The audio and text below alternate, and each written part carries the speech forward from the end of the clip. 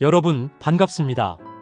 오늘 우리는 모두가 피하고 싶은 현실, 하지만 반드시 직시해야 할 노년의 가난에 대해 이야기할 것입니다. 구독과 좋아요 꼭 눌러주세요. 100세 시대, 장수는 축복이라고 배웠습니다. 하지만 냉철하게 현실을 보십시오. 준비되지 않은 장수는 곧 장수 리스크이며 우리 삶을 짓누르는 재앙이 됩니다. 몸은 50대에 에너지를 잃기 시작하는데 돈은 100세까지 끊임없이 에너지를 요구합니다. 혹시 지금 국민연금만 믿으면 되겠지라는 착각 속에 빠져 계십니까?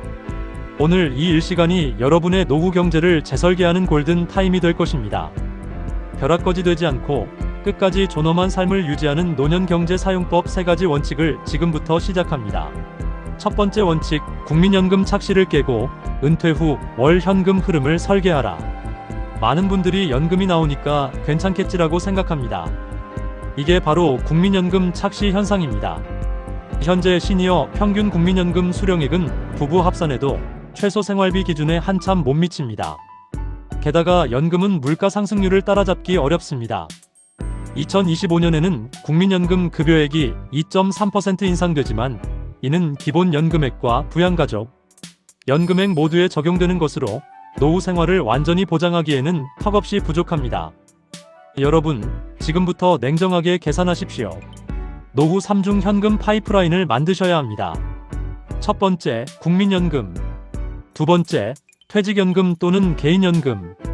그리고 가장 중요한 세 번째, 사적인 현금 흐름입니다.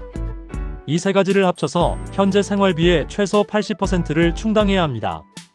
만약 현재 부족분이 있다면 은퇴 전에 그 부족분을 채울 수 있는 노동 연장 계획을 세우거나 보유 자산 중 일부를 수익형 자산으로 전환해야 합니다.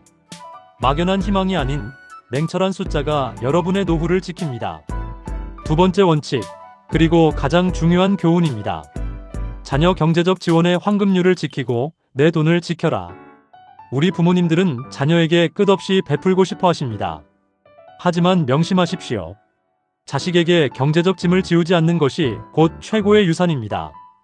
이 말은 나의 노후 자금을 털어 자식을 지원하지 말라는 뜻입니다. 제가 상담한 수많은 사례 중 가장 후회하는 케이스는 바로 자식에게 돈을 빌려주거나 보증을 선 경우입니다. 자녀에게 돈을 빌려주는 행위는 단순히 자금 이동이 아닙니다. 이것은 부모의 노후 리스크를 자녀에게 전가하는 행위이며 만약 실패할 경우 관계가 파탄나는 경제적 이별을 준비하는 것과 같습니다. 자녀를 지원하는 황금률은 간단합니다. 노후 자금을 훼손하지 않는 선에서만 지원하라. 그리고 돈을 줄 때는 증여이지 대출이 아닙니다. 자녀에게는 경제적 독립의 기회를 주고 부모는 경제적 존엄을 지키는 것이 진정한 지혜입니다. 자식의 간절한 부탁 앞에서도 내 노후 자금은 곧 나의 존엄이다라고 단호하게 말할 수 있어야 합니다. 세 번째 원칙, 그리고 많은 시니어분들이 가장 고민하는 부분입니다. 부동산을 자산이 아닌 현금 흐름으로 전환하라. 우리 세대에게 집은 곧 전 재산이자 자산 그 자체입니다. 하지만 노년이 되면 이야기가 달라집니다. 큰 집은 관리비와 세금이라는 짐이 될 수 있습니다. 집을 상속할 자산으로만 남기려다 정작 노후 현금이 부족해지는 실수를 범합니다. 가장 현실적이고 안전한 현금 흐름 전환 전략은 두 가지입니다. 첫째, 주택연금형 모기지. 2025년 기준으로 공시가격 12억 원 이하의 주택을 소유한 만 55세 이상이라면 집을 담보로 평생 연금을 받을 수 있습니다. 자식에게 짐이 되는 집을 나에게 매월 현금을 주는 효자 자산으로 바꾸는 지혜입니다. 둘째, 다운사이징. 큰 집을 팔아 작은 집으로 옮기고 그 차액을 노후 생활비로 확보하는 전략입니다. 이때 중요한 것은 단순히 크기를 줄이는 것이 아니라 현금 확보를 통한 삶의 질 향상이 목표여야 합니다. 우리의 통찰은 집을 소유하는 데 있지 않고 집을 활용하여 노후의 경제적 존엄을 지키는 데 있습니다. 여러분, 오늘 우리는 후회 없는 노후를 위한 경제 독립 선언서를 작성했습니다.